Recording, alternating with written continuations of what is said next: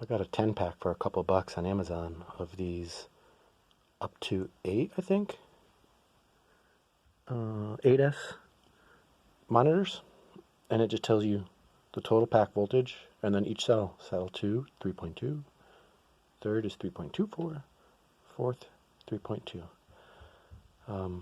So this pack just ran for 30 minutes, started at 3.33 volts per cell, ran for 30 minutes in the power wheel, and the BMS is cutting out. I have to check what the low voltage is on this. I don't think it's current.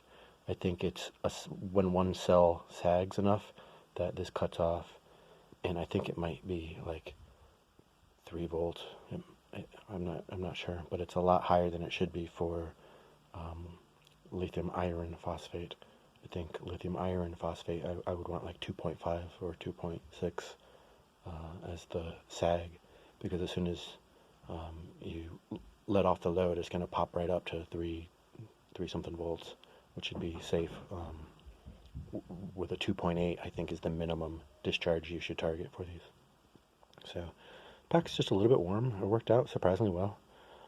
Going through a little speed controller, mostly cranked up to, I don't know how many volts, 9, 10 volts, pretty high. Not full bore, but not halfway either. But kids had fun. And this is with the middle of the road cells, like the left to right. I've got like 2/3 of the cells capacity measured. I started right in the middle. I had a big cluster of like 1,000 milliamp hour cells, and then I've got a decent chunk over here in the 1800 plus range, and a couple more upstairs where I'm testing them individually with the Opus, and then bring them down here to put them in line. Yeah, so the next pack I might even do more in parallel, because this has worked out so well. Really, what I'm trying to get is runtime, not necessarily any faster.